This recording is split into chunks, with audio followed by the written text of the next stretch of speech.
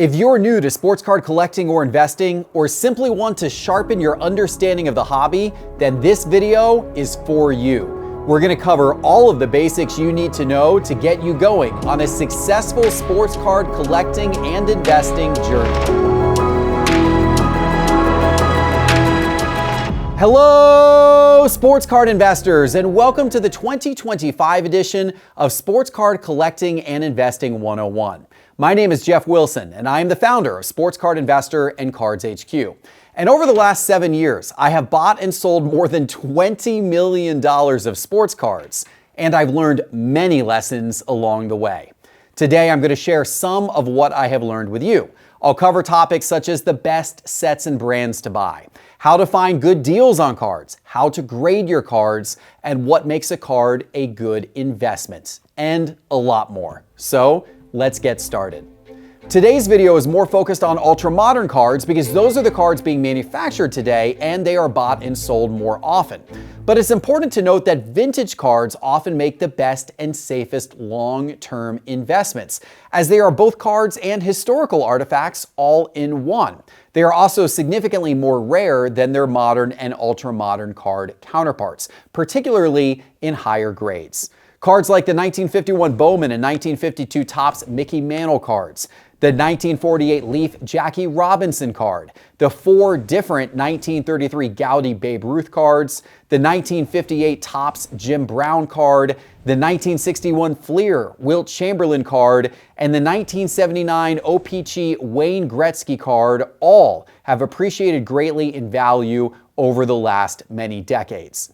But vintage cards aren't the only good sports card investments. Some investors like to invest in modern iconic cards, such as Michael Jordan's 1984 Star and 1986 Fleer rookie cards, Tom Brady's 2000 Playoff Contenders rookie ticket auto card, Derek Jeter's 1993 SP Foil rookie card, Tiger Woods' 2001 SP Authentic Autograph card, and Lionel Messi's 2004 Panini Mega Cracks card. And some investors prefer ultra-modern cards, even though they are significantly more risky and volatile as an investment.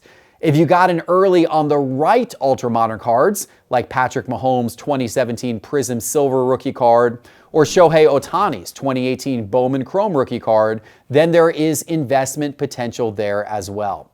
The pattern across all of the cards I just mentioned is they are key cards of all-time great players. In general, key cards of all-time great players are considered to be the best long-term sports card investments. We'll talk more about all of this during this video, but before we jump in further, I want to tell you about a couple of tools that are going to be super helpful on your journey. There are 2 apps that you need to download right now. First, the Sports Card Investor app is completely free and shows you pictures and pricing for more than 4 million cards across all sports, as well as the best current deals available for every card. Get it now from the App Store by searching for Sports Card Investor. Second, the Market Movers app is free to try, and it gives you price charts and detailed price history for every card in existence that has sold in the last few years. If you want to track the price of your entire collection, then you're going to need Market Movers. Find it by searching for Market Movers in the App Store. And I'm also going to put a direct link to download both apps in the show description below. You should also get this book, which my team and I wrote. This is Sports Card Collecting and Investing for Dummies. This video will take you far, but this book will take you even further. This book is available right now on Amazon. Just search for Sports Card Collecting and Investing for Dummies.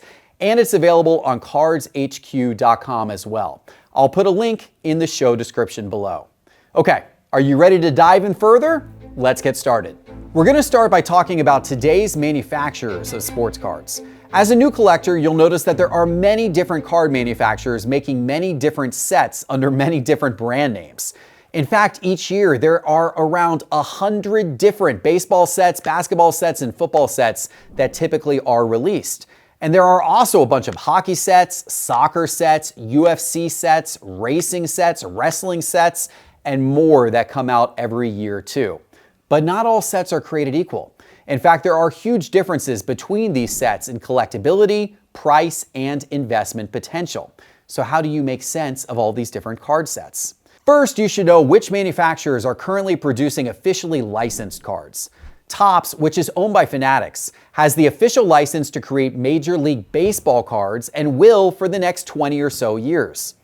Panini has the official license to create NBA cards and NFL cards, but Topps will take over the NBA license in late 2025 and the NFL license in early 2026. Upper Deck has the official license to create NHL cards. UFC and WWE were both with Panini, but have now switched to Topps. Soccer is split. For example, the Premier League has recently switched from Panini to Topps, but the FIFA World Cup will remain exclusive to Panini for around the next 6 years. So why does this matter? Because most collectors and especially investors desire officially licensed cards with team logos.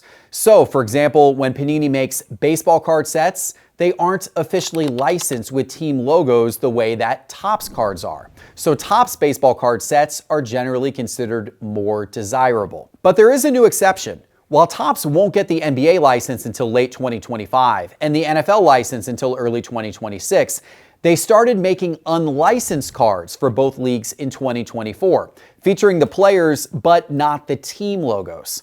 These Topps cards have been more sought after than most unlicensed cards because Topps and their owner Fanatics have signed exclusive autograph deals with some of the biggest players. So if you want a Victor Wembanyama or LeBron James autograph or a CJ Stroud or Bryce Young autograph card, for example, you will only be able to find those autograph cards in Topps products.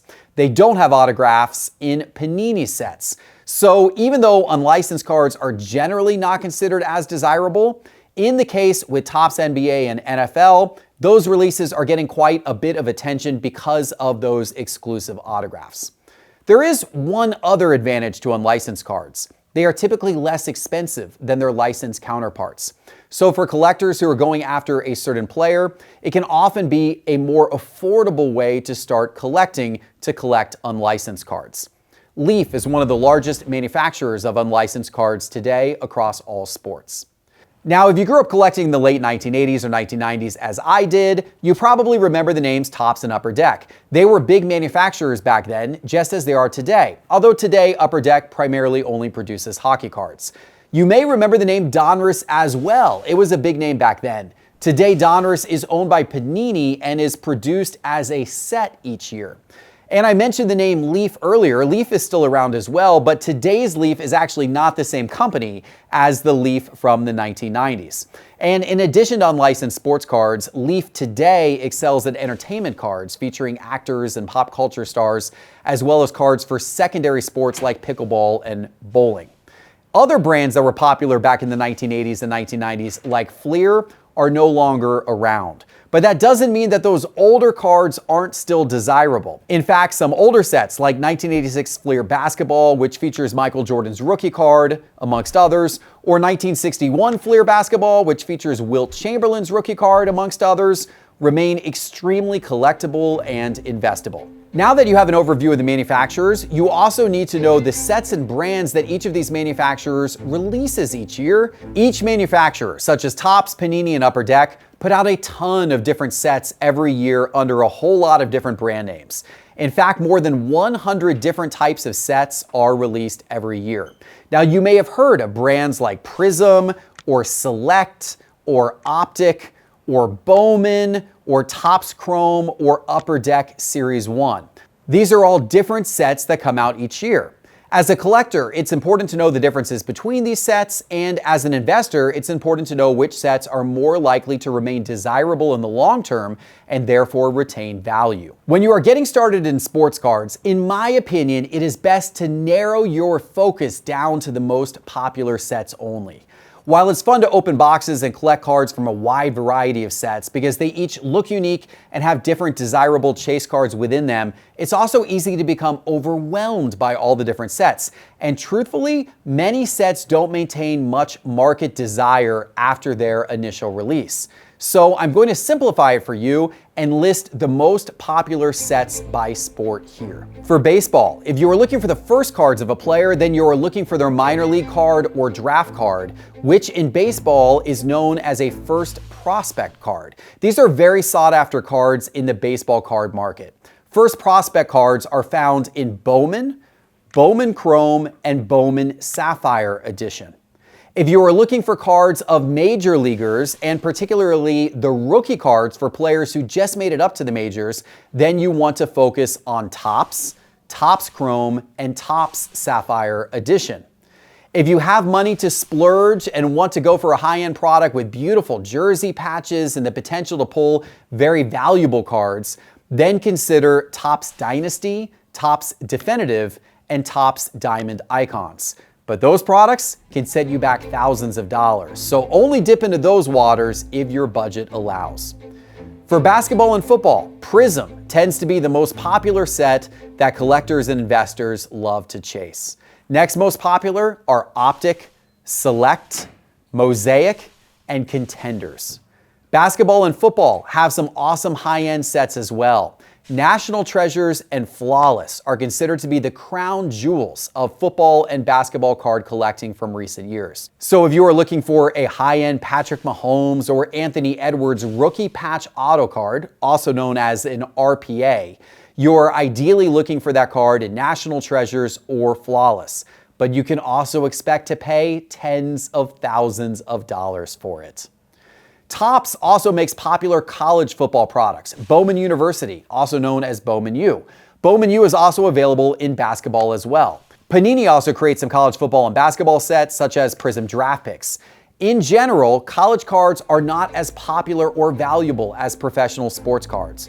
But in recent years, college cards have increased some in popularity. Hockey is all about Upper Deck Series 1 and Series 2, and in particular, the Young Guns rookie cards from those sets. The Young Guns are the most popular rookie card for any hockey player. Also popular is SP Authentic, which features SP Future Watch Auto rookie cards, which can often sell for thousands of dollars for popular players. On the high end of hockey, you're going to want to find the Cup. That's where you're going to be looking for high-end rookie patch autos or RPAs that are going to command the most value in the marketplace, potentially six figures for the biggest stars such as Connor McDavid. Soccer sees a mix of some of the sets I've already mentioned. Since both Topps and Panini currently make soccer cards, look for popular sets like Topps Chrome and Prism when making your soccer card purchases. Although those are some of the more popular sets that I recommend you start with, there are tons of other sets too. And there's nothing wrong with buying other sets. You may even prefer the look of some other sets compared to the ones that I just mentioned. But in general, the ones that I just mentioned are the most popular, which means they are generally more likely to maintain value and interest over the long term. So if you were looking to invest in a new player's card and hold those cards for some time, I suggest sticking with the popular sets that I just mentioned at first until you learn more about the nuances of all of the different sets. Now, almost every week of the year, new sets are being released, so it's important to understand the release date of new sets that you might want to buy. There's plenty of websites to help you with that. Just search for Sports Card Release Calendar in Google, and you'll find websites like Beckett, which list the dates of upcoming releases and the checklists of sets that have recently come out. Checklists are the complete list of every card in the set, which helps you understand all of the available card types, including all the base cards, refractors, parallels, variations, and inserts, which we'll talk about next. If you want more detail about all these different brands and sets, Tyler Nethercott and I recently recorded a video about this on a different YouTube channel called The Geoff Wilson Show. Make sure to subscribe to The Geoff Wilson Show YouTube channel, and I'll put a link to that particular video in the show description below. So now that you know a little bit about the key sets, let's talk about the different types of cards that you might find in each of these sets, and which cards matter most from a collecting and investing standpoint.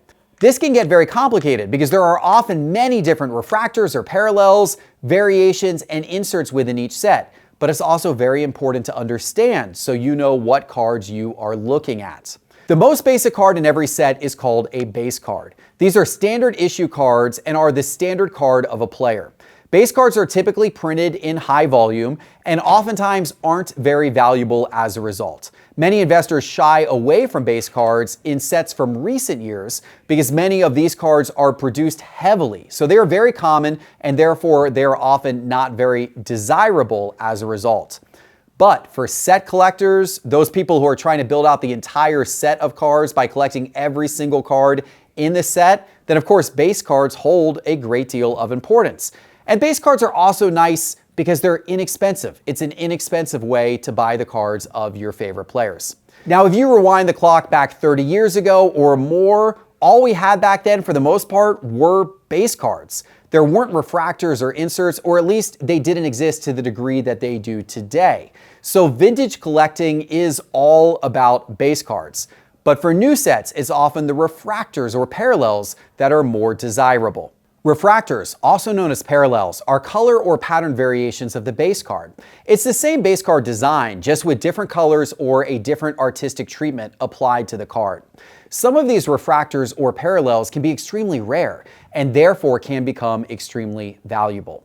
A more common parallel is the Prism Silver. This is a parallel of the Prism base card with some extra shine applied. If you look at the base card and the Prism Silver side by side, you can see they look very similar, but the Prism Silver has a special finish with extra shine and it's more rare. In fact, Prism Silvers often sell for 5 to 10 times more than a Prism base card. Prism Silvers are not serial numbered, unlike some other even more rare parallels, but they are still much harder to find in boxes and packs than base cards. For example, in a typical hobby box of 2023 Prism football, you'll find more than 100 different Prism base cards, but you'll only find 4 Prism Silver cards in that box. Similarly, Topps Chrome refractor cards are a shiny silver refractor of the Topps Chrome base card. This is similar to the Prism Silver card. Some types of parallels or refractors are serial numbered. For example, a Topps Chrome Gold refractor is often serial numbered to 50. What this means is that every Topps Chrome Gold refractor card has a unique serial number printed on it, and a total of 50 of these refractor cards were printed in the set for each player. So there's only one card ever printed that was serial numbered 1 of 50, and only one card was ever serial number 2 of 50, and so on. And as you can imagine, since there were only 50 of this particular refractor card made for each card in the set, they therefore can be quite hard to find and quite valuable. Beyond gold refractors, you'll find other parallels and refractors in other colors which are also rare. For example, you might find a Prism Red parallel card serial number to 299 or a blue parallel serial number to 199. In Prism, the gold parallels are serial number to 10, meaning only 10 of those cards were ever printed. And that is why a Prism Gold Victor Wembanyama rookie card can command $100,000 or more on the secondary market because only 10 of those cards were ever produced. For Topps, you'll often find green refractors serial number to 99, gold refractors serial number to 50, orange refractors serial number to 25, and red refractors serial number to just 5. Shohei Ohtani's red refractors are often 6-figure cards as well, not just because there were only 5 ever created, but also because red is a color match to Ohtani's red-colored Angels jersey, making them even more attractive and therefore desirable. And then there's the one-of-ones. One-of-one cards are the most rare and desirable cards from any set. Only one of those cards were ever created. In Prism, one-of-ones are black parallels. In Topps Chrome, one-of-ones are called superfractors, and they appear with a gold pattern. There are many, many more refractors or parallels than what I just listed here. In fact, maybe too many, actually. Some sets have 50 or more different types of refractors or parallels, and they aren't always just different colors. Some have different patterns, like animal skins or Easter eggs or team logos or cherry blossoms. Other have different finishes, like the Mojo refractor or the cracked ice refractor. Some parallels can only be found in certain types of boxes. For example, retail boxes that you'll find at Walmart and Target may contain different parallels than hobby boxes that you'd find at your local card shop. The rarity and value of these refractors and parallels varies widely. The value often comes down to a combination of how rare a parallel is, how much collectors like the design of it, what set it came from, with certain sets being much more valuable than other sets, and what type of box it came from, as parallels from more expensive hobby boxes generally end up being more valuable than parallels from less expensive retail boxes. And of course, who the player is on the card makes a massive difference too. A gold parallel serial number to 10 of an average veteran will likely sell for less than $100 on the secondary market, whereas a gold parallel of a top rookie will often fetch thousands of dollars or more. To get a sense of what different parallels or refractors are worth, look at the secondary market. Prior sales on websites like eBay will tell you how the market values that card. If it's a brand new set with no sales history yet, you can often look to the prior year's release of that same set to get a sense of the value of the different parallels and refractors in comparison to each other. In addition to refractors and parallels, there are also different types of variations of some cards, like photo variations, where they have simply swapped out the photo that they're using on a particular card. Topps does this often with their baseball card releases. These photo variations are often what are called short printed or super short printed, and what that means is while there may be many base cards printed, there's a much smaller amount printed with a particular photo variation, making those photo variation cards much more scarce and therefore often more desirable and valuable. Now, it's sometimes difficult to tell if you have a photo variation. On some cards, Topps will have a special marking or a different number on the back of the card indicating that it's a photo variation, but not always. Sometimes you have to compare what your card looks like to other cards from the same set that have sold by looking at sites like eBay and ComC to see if yours happens to be the rare photo variation. Another type of card you'll find in just about every set are insert cards. Insert cards are sets within a set. They will often have a different type of design featuring the same players as base cards, but with a unique design and different look. Oftentimes, there's many different inserts within a set. Many inserts are less valuable than base cards, but in some cases, they can be much more valuable if they are rare and coveted by collectors. You may have heard of Kabooms, or Downtowns, or Color Blasts in Panini football and basketball products, or Radiating Rookies or Helix in Topps baseball products. These are rare and very valuable inserts, and you'll be very happy if you find one of those when opening a box. Inserts like those are often case hits, which means that in every case of boxes, there is only one of those inserts in one of the boxes. How many hobby boxes are in a case can vary from set to set, but 12 hobby boxes to a case is most common. So that means that a case hit insert may be found in 1 out of every 12 hobby boxes. Some inserts are even more rare than that. For example, the Prism Football Color Blast is believed to be in about 1 out of every 5 cases, meaning 1 in out of every 60 hobby boxes, making it one of the hardest case hits to find. While Panini isn't forthcoming about the odds of finding their case hits and other rare cards in packs or boxes, Topps tends to be more transparent and will often publish the pack odds, which are the odds of finding a particular card in a pack for each new set on their website. Inserts, parallels, refractors, and serial numbered cards all started to become popular in the sports card hobby in the late 1990s. In fact, many of them debuted in the 1990s for the first time. The late 1990s are regarded by many as the golden era of card design, featuring many popular inserts and parallels that are still highly coveted today, including Precious Metal Gems, Star Rubies, Jambalaya, Dunk and Go Nuts, Platinum Portraits, Noise Boys, Playmaster Theater, and many more. Some cards will feature autographs of players. Often autograph cards are more valuable than non-autograph cards, especially if the autograph is on card.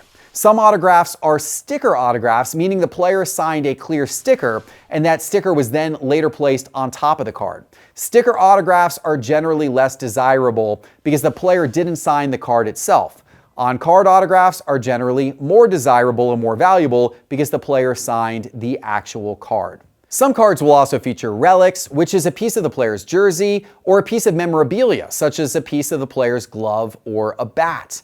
Now, the quality of the relic makes a big difference. A piece of the player's jersey that contains part of a patch of the jersey, such as the team logo, the player's number, the Nike swoosh, or the most highly sought after patch, the NBA logo man or the NFL shield or NHL shield or MLB logo or MLB debut patch, those are the most valuable. Ideally, the relic or jersey patch is game worn, meaning the player wore or used that item in an actual game. The card will tell you if it's game worn or not, often right around where the relic or jersey patch is or on the back of the card. You may instead see that an item was player worn or event worn, which means that the player did wear the item but not during a game. Typically, these relics come from jerseys that the player tries on during a photo shoot or an autograph signing session. The final type of relic are those that are not associated with a particular player or event, which means that the player actually never touched the item. It was just a store-bought jersey or hat that was chopped up and put into the card. Those are definitely less desirable because while they're nice to look at in the card, they have no connection with the actual player on the card. It's also worth noting that the number of colors you see on a jersey patch makes a big difference with desirability and value of the card. A card with a really cool patch with multiple colors showing may be considerably more valuable than this same card with a plain white piece of the player's jersey showing. Some cards feature both an autograph and a relic or patch, and those are often the most valuable cards for a player, particularly if they are rookie cards. Rookie patch auto cards, or RPAs, are among the most sought after and valuable rookie cards for any player, particularly if they come out of a high-end set. But not every RPA is created equal. Even a high-end set like National Treasures will have true vertical RPAs that are numbered to 99, which are very valuable, and they'll have less valuable horizontal RPAs numbered to 49. Yes, those are less valuable even though they have a lower serial number. And there are a lot of other variations of these RPAs as well, which may be even less valuable. Now, this can be confusing. So if you are looking to purchase a high-end card, make sure to check the price history for that particular variation of the card and talk to knowledgeable dealers to ensure you understand exactly what you are buying. Speaking of checking price history, earlier I mentioned the free Sports Card Investor app and the Market Movers app. Have you downloaded those yet? If not, pause the video and do that right now because it's going to help you with a lot of this. The Sports Card Investor app contains pictures of more than 4 million different search cards. Just search for Sports Card Investor in the App Store on your phone. And if you are serious about sports card collecting and investing, you're going to need to get Market Movers. Market Movers is our most comprehensive price guide and collection tracking app, and it will help you find the price history of every card. You can try Market Movers for free. Just go to sportscardinvestor.com and click Market Movers in the main menu bar, or go to the App Store on your phone and search for and download the Market Movers app right now. And remember this book, Sports Card Collecting and Investing for Dummies? We go into a lot more detail in here about the different types of cards and the most important cards of all time. So if you'd like to read that, you can find the book on Amazon by searching for Sports Card Collecting and Investing for Dummies or on cardshq.com. And once again, I've got the links to all of these things in the show description below. Almost all cards start by coming out of a pack within a box. Boxes play a huge role in the sports card hobby because the act of a collector opening a box is how cards find their way into personal collections or onto the secondary market. There are many different types of boxes, and most new sets, such as Topps Series 1 Baseball or Prism Football, will be released in many different box formats. Some high-end sets, such as Diamond Icons Baseball or National Treasures Football, though, are only released in one box format.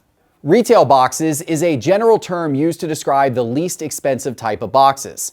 Retail boxes come in several different formats, such as blaster boxes, hanger boxes, mega boxes, and traditional retail boxes. These boxes are called retail boxes because they are sold at a wide variety of retail stores, including big box stores such as Walmart and Target.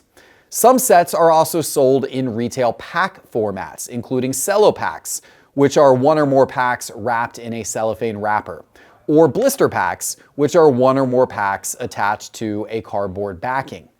Each different format of retail boxes or packs may contain their own special parallels, not found in other types of boxes.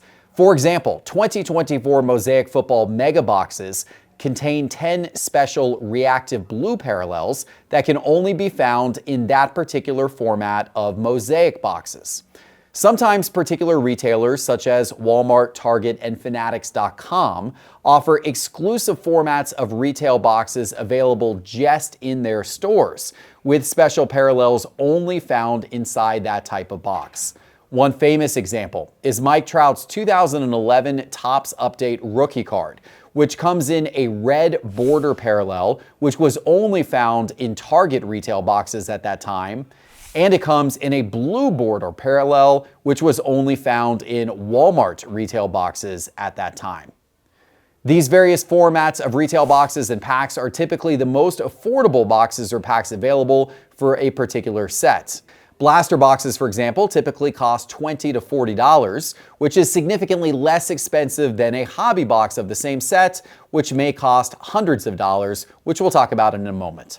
But keep in mind that when comparing different box formats, the value you are likely to get back out of a box is somewhat correlated to the cost of the box. In general, the better cards from a set are more likely to be found in more expensive boxes such as hobby boxes. Retail boxes often don't guarantee autograph cards and may not contain some of the most sought-after parallels from a particular set. Also, retail exclusive parallels typically are less valuable on the secondary market than parallels found in more expensive boxes such as hobby boxes. But there are exceptions. Every once in a while, we'll hear about a collector finding a very valuable one-of-one card of a key rookie in an inexpensive retail box. Now, one word of caution about buying retail boxes or packs. Every once in a while, you'll hear about someone who goes into a Target or Walmart and weighs packs and retail boxes. They are generally looking for heavier or thicker packs or boxes, assuming that those may contain a special card like a patch card. This is, of course, completely unethical and is looked down upon by the entire sports card community. In general, you are better buying boxes over packs because boxes are less likely to be weighed or tampered with.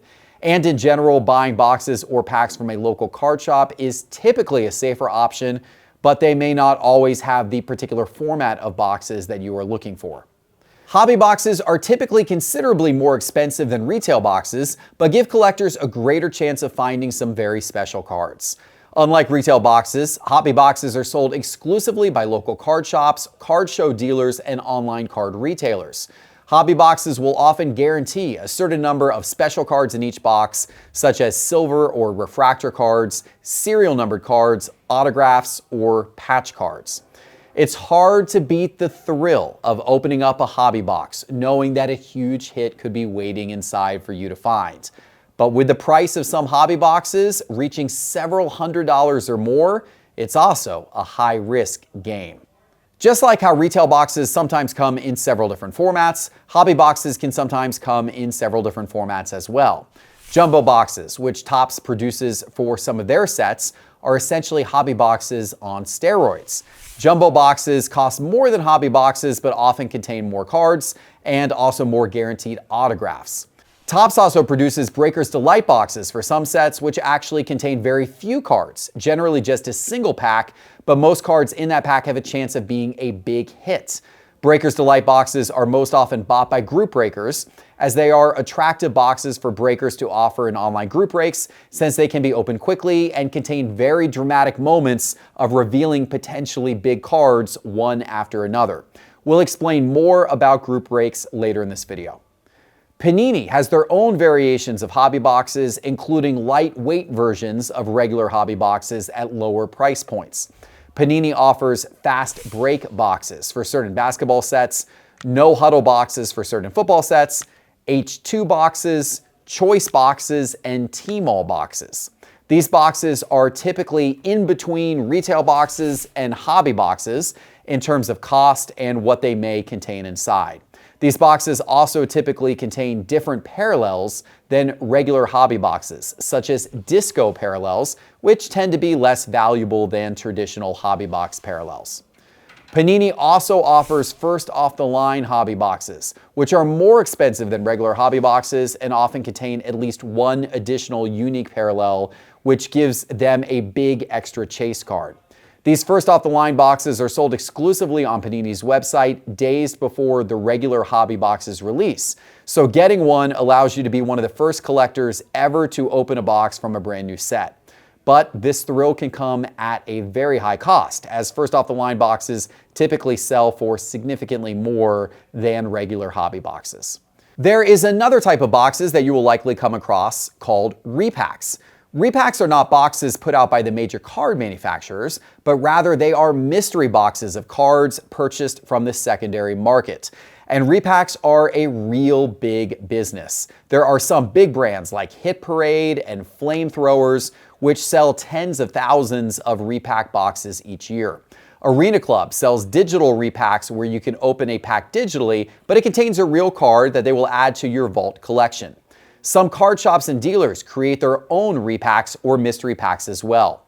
Most repacks contain a single card, and often it's a graded card or a card with some appeal and value, like an autograph card or a patch card or a case hit from the last few years. If you open a lot of repacks, you'll notice that most of the time the card you get from the repack is only worth somewhere between maybe 30 to 80% of the price that you paid for the repack. But sometimes you will get lucky and find a card inside that is worth double or triple what you paid for, or sometimes even more. Repacks can be a fun alternative to opening traditional boxes, but you also need to be cautious about the transparency and honesty of the repack supplier, because sometimes the big hits you're hoping for may not have made their way into the product, or maybe they were allocated to a friend of the repacker. No matter what type of box you choose to open, please keep in mind that most of the time the box will cost you more than the cards inside are worth on the secondary market. Opening boxes is great entertainment and a fun way to build your collection, but that's all it should be viewed as. It's definitely not an investment. If you care about building a valuable collection, then you are better off skipping boxes altogether and just buying single cards from the secondary market.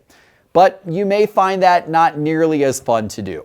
Personally, I like to do both. I like to open boxes for entertainment because I like the thrill of occasionally getting lucky and pulling an amazing card. And I particularly love opening boxes with my kids because that can be a fun family activity. But I do buy more single cards than I do boxes because I know that buying single cards is a smarter financial move. From an investment standpoint, I used to be a big advocate of buying sealed boxes and keeping them sealed and reselling them sealed down the road. Historically, this was a good investment strategy for key sets. However, recently, there have been increasing concerns about some bad actors CT scanning sealed boxes to get a glimpse of the cards inside. And as a result, a lot of collectors are now nervous about buying older, high-end sealed boxes. So I no longer think that holding sealed boxes, particularly expensive boxes, is a great investment strategy because your potential buyers may be fearful that you CT scan the boxes and that you are only selling them because the cards inside aren't good. This potential fear, of course, means that collectors may pay less for older sealed boxes over time. This is a good moment for me to let you know that whether you want to buy boxes or single cards, one of the very best places for you to do it is on cardshq.com. CardsHQ is my card shop here in Atlanta, and we built a great website at cardshq.com with thousands of single cards and hundreds of boxes for sale. And we try to price everything in the store and on our website fairly, near market value, so you can buy with confidence and know that you are getting a reasonable deal. I'd love for you to check out cardshq.com next time you are thinking about buying cards or boxes, and I'll also give you some other tips on other places to buy cards and boxes later in this video. Let's talk about breaking for a moment. In the last section, I talked about how group breakers may favor certain types of boxes, such as Breakers Delight boxes. But what is a group breaker? Well, I'm glad you asked. At its core, group breaking is simply the act of taking a box or multiple boxes and dividing the cost of the box or boxes across multiple people, and then opening up the box or boxes and splitting all the cards amongst the people who bought into the break. A breaker is a person or company who runs breaks, and literally anyone can be a breaker. And it's actually a great way for entrepreneurs to get started in this sports card hobby. You can buy a box, gather a group of people who want to pay for a portion of the box to get some of the cards inside, and then open the box for them and keep some margin on top as your profit for your time opening the box. Most breaking is done online, with the box opened on a live stream and then the cards shipped to the customers who buy into the break. You can find group breakers selling break spots on their websites, on eBay, on Discord, or in a Facebook group, and then opening the box live on YouTube, Facebook Live, or Instagram Live. Over the last few years, specialized apps such as Whatnot and Fanatics Live have become the most popular places for group breaking because they offer the convenience of being able to buy into a break and then watch that box be opened live, all within the same app. The most popular format of group breaks is pick your team or random team breaks, where you get assigned to a particular team and then you get all of the cards from all of the players on that team that come out of the box that is broken. There are many other break formats as well, such as pick a division or random division, where you get all of the cards of all of the teams in a particular division, or pick a player or random player breaks, where you get all of the cards from a particular player, or random serial number breaks, where you get all of the serial numbered cards where the serial number matches the serial number you were assigned to. Different break formats such as these affect how much each break spot costs and how the cards are divided up and given out when the break ends. It is possible to get skunked in a break, meaning you don't receive any cards because the team you were assigned to never comes up in that break, but you still have to pay for your slot in the break. Group breaks can be a great way to share in the excitement of box opening for a fraction of the cost of buying the whole box. They can also be a great way to target a particular team or player if you are collecting that team or player. But breaks can also be addictive. And while they may seem like an inexpensive way to participate in opening a box at first, if you get hooked and buy into a bunch of breaks, it can quickly become expensive. So just like opening boxes, treat breaks as entertainment and only spend the money you are willing to spend on entertainment. Set a budget and respect it. And as long as you are willing to do that, I recommend breaking, and I personally think it's a lot of fun and it's a cool way to interact with other collectors.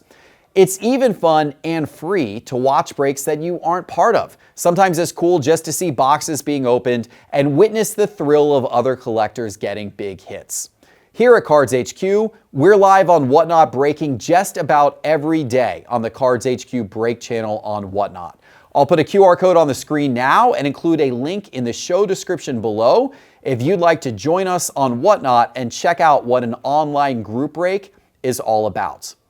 The apps that offer breaking, such as Whatnot and Fanatics Live, also offer live selling.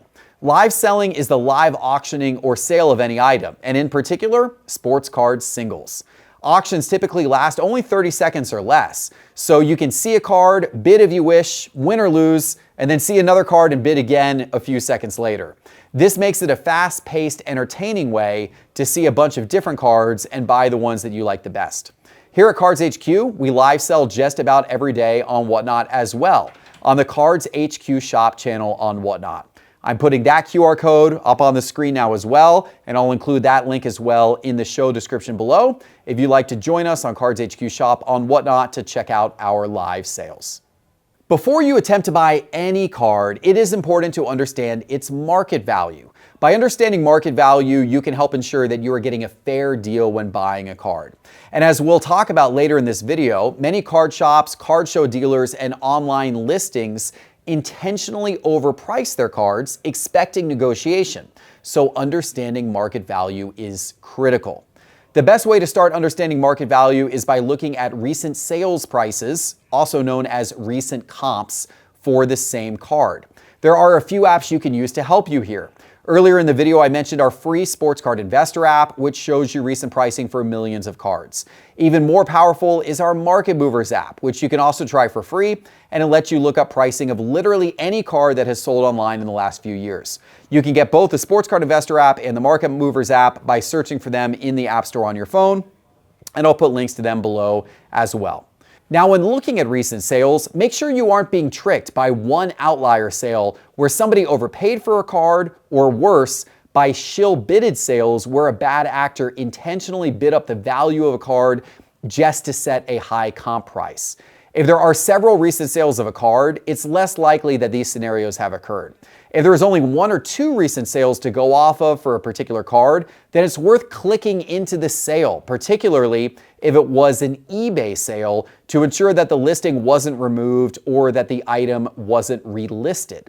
You can also see the buyer feedback score of the person who bought the item on eBay. If they had a buyer feedback of 0, then it may not have been a real sale, so disregard it. You can do everything I just described in Market Movers by clicking on the Recent Sales tab under a price chart and then clicking on the particular sale in question to look at it in more detail. But simply looking at recent sales doesn't always tell the full story.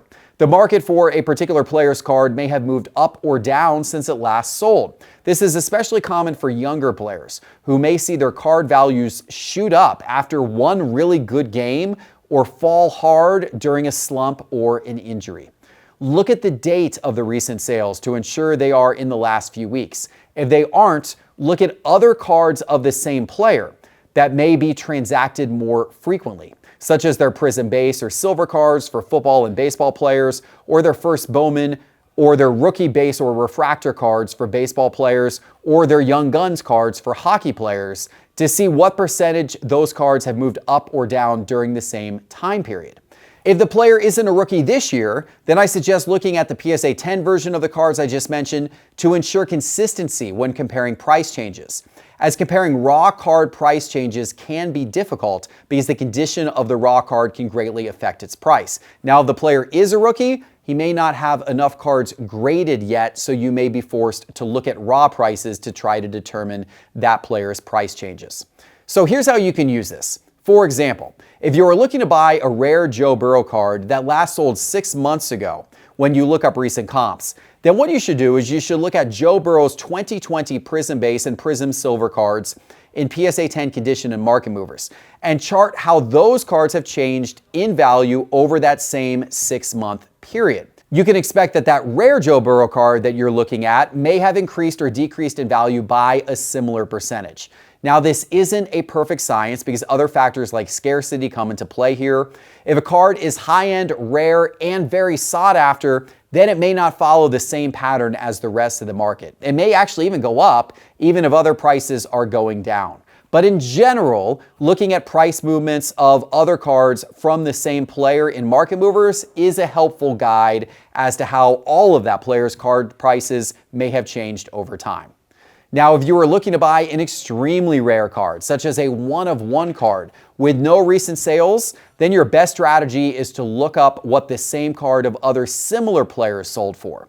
So if the Joe Burrow card has no sales in the last year, then look up the same card of other players with the same rookie year, such as Justin Herbert, Jalen Hurts, and Jordan Love, to see if any of their versions of that same card sold.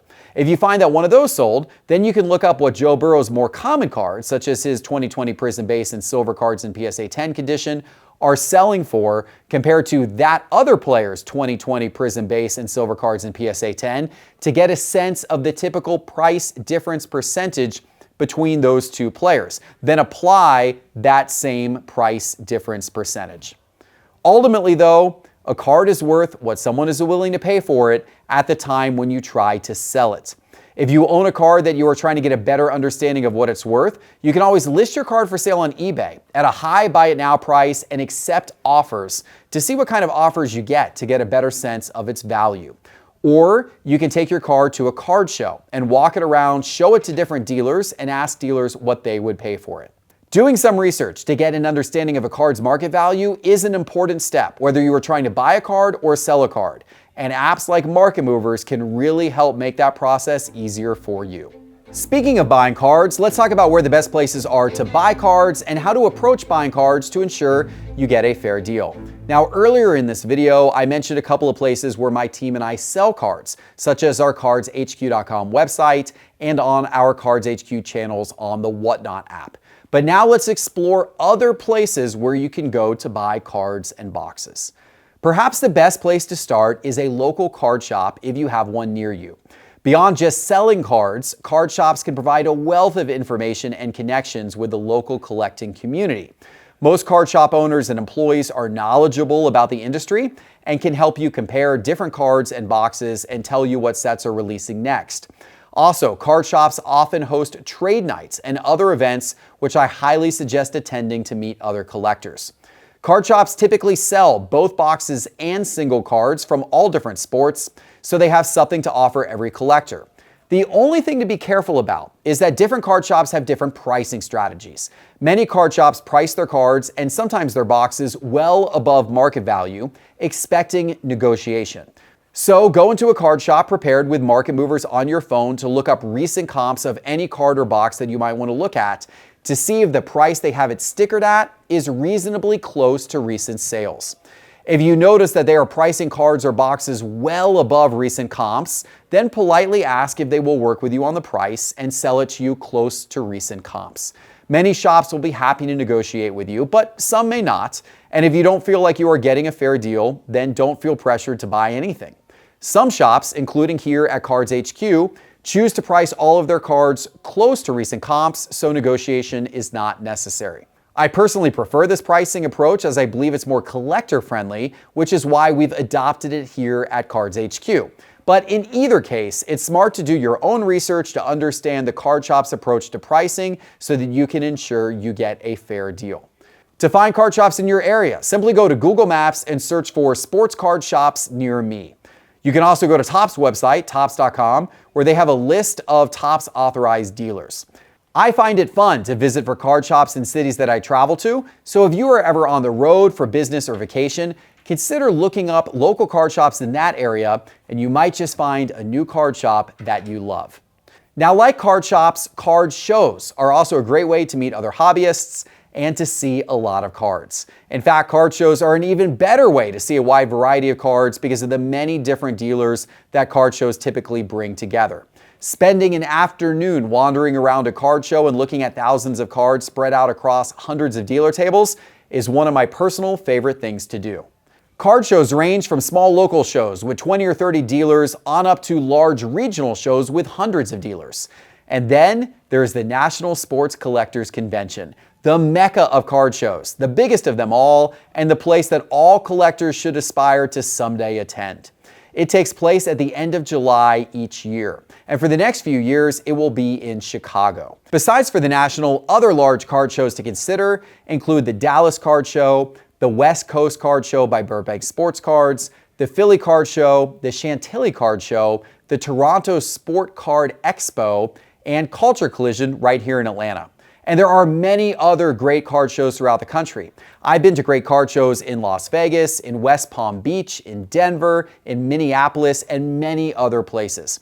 And in fact, we have a free card show finder. Go to sportscardinvestor.com and click on Resources in the main menu bar, and then click on Card Show Calendar to find card shows near you. Much like card shops, dealers at card shows have different pricing philosophies. Some price high, whereas others price near market value. But almost all dealers at card shows expect negotiation. So go there prepared with market movers on your phone and be ready to look up prices and to negotiate. At card shows, cash is king. So bring cash with you for your purchases. And bring some cards to trade too. Many card shows have a trade night, which you should absolutely attend if you can. You may also find it helpful to bring some cards so that you can offer a dealer a part trade, part cash deal, which many dealers are happy to consider.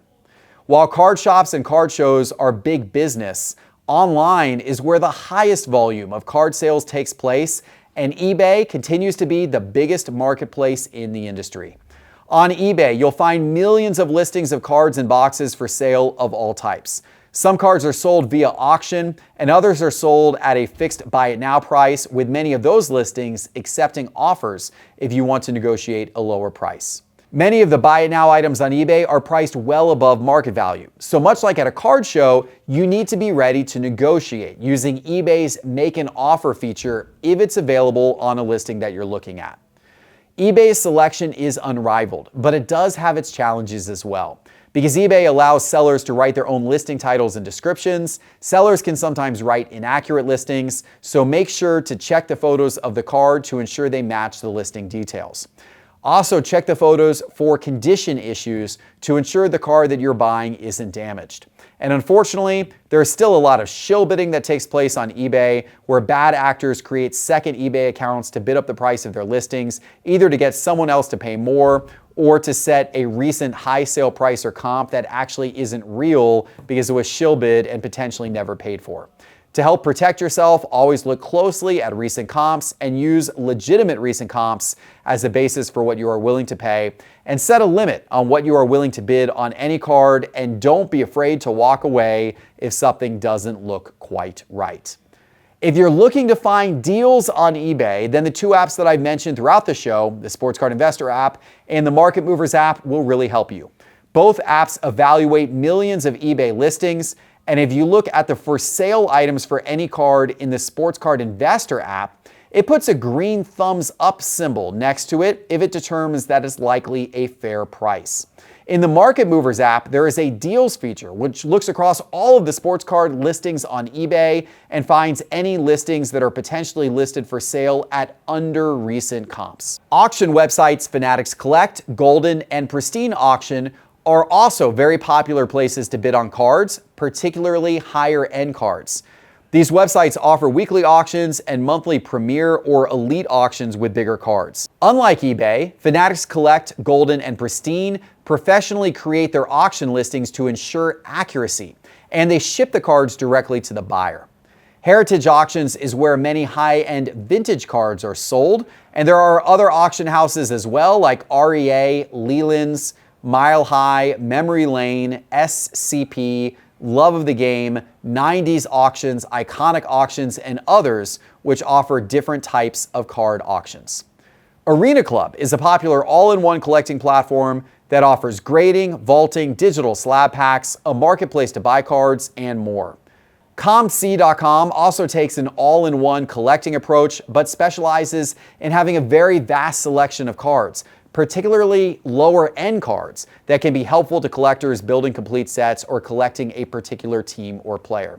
There are other websites as well, such as MySlabs and BuySportsCards.com, that also offer sports card marketplaces. As I mentioned earlier, another great place to buy cards is through live streams on apps like Whatnot and Fanatics Live. Both apps have many sellers live auctioning cards all day and night, including our team here at Cards HQ. There are also several card shops that sell boxes and cards through their shop websites. As I mentioned earlier, we have a large selection of cards and boxes available here at cardshq.com with fair prices. Other popular online sports card retailers include Midwest Cards, David Adams, Blowout Cards, and Steel City Collectibles. Veriswap has emerged as the leading online platform for trading cards. If you are more into the idea of trading with other collectors, then you're going to want to check them out at veriswap.com. Now, many of the companies I just mentioned have sponsored our show in the past, so you may sometimes hear us offer promotions for first-time customers to try them. Check out our other shows on this channel to find those offers. You can also find plenty of Facebook groups and Discord chat servers where sports cards are offered for sale every day. In fact, here at Sports Card Investor, we have a free Discord chat server where thousands of collectors post cards for sale. You can find a link to our Discord by going to sportscardinvestor.com and clicking Community in the main menu bar. If you are buying a card directly from another collector through a Facebook group, Instagram, Discord, or through other means, only send the money through a protected mechanism such as PayPal goods and services payments, where you can get a refund if the card doesn't show up or isn't what you thought. Never send the money through PayPal friends and family payments, as that is non-refundable. And don't send it through Cash App or Venmo or Zelle or other ways that may not protect you. Unfortunately, there are many professional scammers who lurk in Facebook groups, Instagram, and on Discord, trying to find new collectors to scam by selling them cards that they don't actually own and then never shipping the card to them, or shipping them a card that's a lot less valuable. This is the dark side of the hobby that unfortunately exists, so please always protect yourself. And remember that if something sounds good to be true, it is definitely too good to be true, so stay away. Along these lines, beware of fake cards. If someone is trying to sell you a Michael Jordan rookie card or a Wayne Gretzky rookie card and it's not graded by PSA, SGC, CGC, or Beckett, it is most likely fake. Do not buy it. The same goes with autographs. If it's an expensive autograph that isn't authenticated by PSA, JSA, or Beckett, don't buy it. And beware of certificates of authenticity or slabs that are not from companies that I just mentioned, because there are some fake companies that put out fake certificates of authenticity and fake slabs that really mean absolutely nothing at all, and they're used to scam unsuspecting new collectors. Now, once you've bought cards, you're going to want to protect and display them. So make sure to order some penny sleeves, top loaders, and magnetic card holders from your local card shop, or you can order them through cardshq.com. Those will come in particularly helpful for raw cards. If you're opening boxes, you need to sleeve up the more valuable cards right away to protect them. And pick up some card stands to display your cards at stand-up displays. It's fun to display your collection on your desk or on your bookshelf to show off the collection that you are building. You can get those card stands at standupdisplays.co. Grading plays a critical role in the sports card hobby because it ensures the authenticity of cards and rates them based on condition. Each grading company operates a little differently, but in general, they have a condition scale of 1 to 10, with 10 being the highest grade. Graders examine cards under magnification to assess its condition and then assign it a number grade accordingly. Graders are looking for 4 things. The first is centering. Is the image on the front of the card well centered, both left to right and top to bottom? If so, the card has the potential at a gem mint grade. If not, it likely won't get a good grade. It's easy to tell this on cards with borders, but it's harder to tell this on card designs without borders. So in that case, you are best to use market movers to look up images of what PSA 10s of this same card look like from prior sales, and then compare your card to those cards to see if the centering matches. Card graders will also look at centering on the back of the card, but they are much more lenient with the back of the card than they are with the front. The second thing that graders look at are the corners of the card. All 4 corners need to be sharp and not dulled or rounded or folded back at all for the possibility of a gem mint grade. Sometimes cards come out of a pack with dull corners due to the manufacturing process, and this can make it impossible for these cards to get a perfect grade. Flip the card over and look at the corners on both the front and the back of the card as well, because sometimes you can't see any corner issues on the front of the card, but when you flip the card over, a corner then looks slightly bent. That's a problem for you when you go to grade that card and may prevent you from wanting to grade it. So make sure to check out both the front and the back. Cards that are die cut, meaning they are cut into unique shapes, can sometimes have more than 4 corners, which makes it even more difficult to get a gem mint grade. The third thing that graders look at are the edges of the card. All of the edges need to be sharp and not frayed or roughed up at all to have a chance at a gem mint grade. Edge issues can be especially apparent on cards with black borders because the dark border makes the edge issues very easy to see. Finally, graders look at the surface of the card. Surface issues are common, especially with chromium cards, but they can also be the hardest issues to see. Surface issues are often hidden by the card design or by the lighting in the room that you are looking at the card in. But they become apparent to the grader when they look at the card in a dark room under a bright light and magnification. Surface issues include surface scratches, dimples, print dots, smudge marks, and print lines. The best way to detect surface issues is to look at cards in a dark room under a bright halogen light and to turn the card in every direction to see if any surface issues appear as the light hits the card at different angles. If you have inspected all 4 areas of the card, centering, corners, edges, and surface, and believe that your card is perfect, then you may have a good card to submit to grade. But what grading company should you use? The perception of grading companies in the hobby has changed dramatically over the last few years. PSA has become absolutely dominant and is now the grading company I recommend for almost all scenarios. PSA graded cards command the highest value on the secondary market for ultramodern and modern cards, meaning that a Gem Mint PSA 10 will often far outsell an SGC 10 or a CGC 10 or a Beckett 9.5, which is Beckett's Gem Mint grade. PSA's turnaround times are pretty good and their submission process is the best. Plus, they have their own vault to vault your cards if you choose, and they have a direct connection with eBay to easily sell your cards on eBay after they are graded or from your vault. For all of these reasons, I almost always recommend that you grade with PSA. Beckett Grading Service, or BGS, used to also be a dominant grader, and in fact, at one point, BGS graded cards were more popular and valuable than PSA graded cards. BGS became popular because, unlike PSA, they give cards individual subgrades for centering, corners, edges, and surface, and many collectors appreciated that additional detail. BGS also has a different grading scale where a BGS 9.5 is considered gem mint, and historically this was considered equivalent to a PSA 10. BGS also has two higher grades, which are very difficult to obtain: a BGS 10 Pristine and the perfect BGS 10 Pristine Black Label, which were both historically considered superior to a PSA 10. While collectors used to love BGS for these reasons, that love has really fallen off in recent years. Through a series of management mishaps, BGS has lost much of its standing in the sports card grading world, which is very sad to see. Today, BGS grades very few cards compared to PSA, and a BGS 9.5 sells for significantly less than a PSA 10. The only sports cards I really consider grading with BGS now are thicker patch cards, because these cards often have a little bit of damage, and I like how BGS puts subgrades on those cards.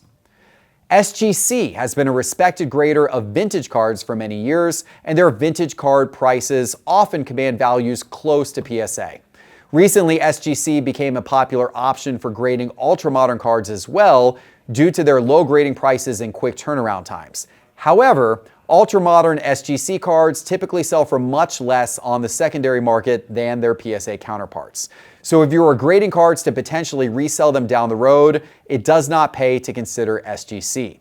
Some collectors like SGC's black tuxedo look, and that, combined with their low prices, keeps them as a viable option for collectors who want their cards graded for their personal collection and don't have interest in selling them. CGC is a big grader of comic books and trading card game cards like Pokemon cards, and recently they've been pushing to grade more sports cards as well. And although their crystal clear slabs look very nice, they haven't caught on too well in the sports card market, or at least yet, as their secondary market prices languish behind PSA. But CGC is still trying to grow, and it will be interesting to see if they can gain more market share in the sports card grading market over time. Tag Grading is a computer-based grading company that uses computer vision and AI to assess a more detailed grade of cards. Their technology seems to have a lot of promise, but they haven't been able to become a popular option yet amongst most collectors. A popular way to make money with sports cards is to buy raw cards and then grade them. As a very general guide, a PSA 10 will often sell for 3 times what a raw card will sell for ultra-modern cards. So if you get really good at identifying raw cards that have a good shot of being graded a PSA 10, you can make money by doing this process. But it can also backfire, because PSA 9s often sell for only around the same price as raw cards. So you have to routinely achieve PSA 10 grades for this to work for you and be profitable. If you try this, you want to buy raw cards in person so you can inspect them closely. It's hard to see potential surface issues just by looking at photos online. Also, be very careful when considering valuable raw cards from sets that were released a few months ago or longer, because chances are that somebody else already inspected that card at some point along the way to determine if it could be graded, and they probably decided it wouldn't grade a PSA 10. In my opinion, PSA is almost always the way to go to get your cards graded these days. And if you would like a helping hand with your PSA submissions, consider using our PSA bulk grading submission service in partnership with Got Baseball Cards. You can send your cards to Got Baseball Cards and they will pre-screen them for you to ensure that they are worthy to submit for grading, and they'll handle the paperwork and submission process while giving you a discounted price. To use this service, go to sportscardinvestor.com and click Grading in the main menu bar. A term you'll hear related to grading is pop count, or population count. That's the total number of a particular card that has been given a particular grade. For example, the pop count of Michael Jordan's 1986 Fleer rookie card in PSA 10 grade is 326, meaning only 326 copies of that card have ever been given a PSA 10 grade as of the recording of this video. Compare that to the PSA 9 grade of the same card, which has a population of 3,025. And now you can understand why PSA 10s will often sell for $200,000, while the PSA 9s of that card will only sell for around $20,000. Pop counts are a factor when considering the scarcity of a card, and of course, scarcity is often correlated to market value. If you want to learn more about grading, we produce several videos on this Sports Card Investor YouTube channel and the Geoff Wilson Show YouTube channel about grading, and I'll link to some of those videos for you in the show description below. Making money investing in sports cards is easy in some ways and really difficult in others. The easy path is to buy a valuable, iconic, graded vintage card of one of the greatest players of all time, and then to lock that card in a safe for 30 years. If history is any indicator, chances are that card's going to be more valuable in 30 years than it is today. The difficult path, but the path that is more fun for many collectors, is to speculate on current players and to flip cards for quick profits. And while it's certainly possible to do this, it's a much more challenging path to take. Just like any other market, sports card prices are controlled by supply and demand. This means in general that cards with a high supply won't be as valuable and rare cards will be more valuable. But demand plays a huge role as well. You may be surprised to find that a low-numbered, rare parallel card or even an autograph card of a veteran player may sell for very little. This often happens because collectors are chasing the top rookies in a set, so demand isn't very high for the other players. So just because a card is rare doesn't mean that it's valuable. It won't be valuable unless there is a lot of demand for that card and that player. It's worth noting that every player playing today who has a long, successful career will end up with tens of thousands of different cards if you add up all of the different sets, parallels, inserts, and variations of cards of that player. Zion Williamson, for example, had more than 2,000 different types of rookie cards. And of those 2,000 cards, thousands of copies or more were printed of many of them. Because of all of that supply, only certain cards of the very best players, those who go on to become all-time greats, will likely hold much value in the long run. As of the filming of this video, many of those 2,000 different Zion Williamson rookie cards are down more than 90% from what they were worth when they first came out. Even the cards of great players like LeBron James and Steph Curry have seen their prices dip as their teams haven't been as competitive in recent years. So be very careful when buying newer cards, particularly if you're thinking about them as a long-term investment. Most newer cards are not good long-term investments at all. Some may get hot and offer a good short-term flip opportunity for profit, but over the long run, only the most iconic cards from the most iconic players will be valuable. If you're thinking about buying cards as a long-term investment, you are generally better buying the cards of all-time great retired players because fewer of those cards exist, particularly in higher grades. Now, with that said, I still do invest in newer cards, but I'm very selective about what I buy, seeking out only the top players and the popular yet rare versions of their cards that I believe will hold value long-term. The exception is if I'm looking for a short-term flip opportunity. Then in that case, I'm looking for lesser-known rookies or prospects who I think may suddenly get hot and see their card prices suddenly surge. Prospecting, as this is called, is a very high-risk but high-reward game. You may strike it big sometimes, and you may make a big profitable flip by correctly predicting and investing in the cards of a young player who gets red hot. But more often than not, the player may not reach superstar status, and their cards may never become valuable like you had hoped. If you are buying cards to flip, I suggest buying exclusively liquid cards.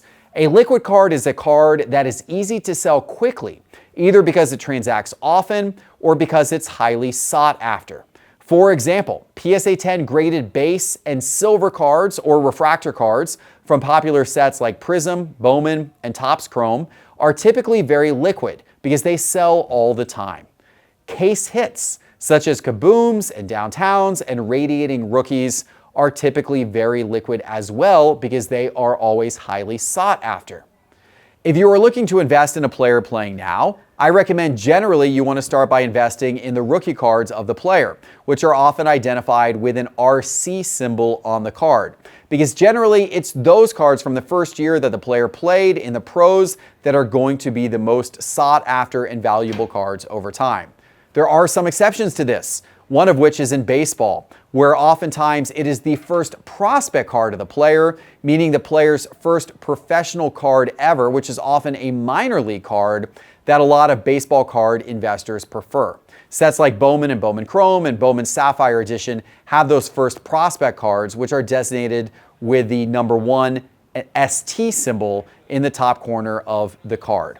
Occasionally, you'll see non-rookie rare inserts or parallels outsell rookie cards. For example, Michael Jordan's 1997 Precious Metal Gems cards will command more value than his rookie cards just because of the highly sought-after nature of those ultra-rare parallels. If you want to hear more tips and in-depth discussions about investing in cards, check out the Geoff Wilson Show YouTube channel and the Market Movers YouTube channel, where Tyler Nethercott and I often tackle these topics. We'll link to these channels and some specific videos in the show description below. And also consider buying the book, Sports Card Collecting and Investing for Dummies, where we cover investing in sports cards in more detail. You can get the book now on Amazon or on cardshq.com. Knowing how to buy cards and invest in cards is critical information, but if you want to make money or upgrade your collection, you have to understand how best to sell cards too.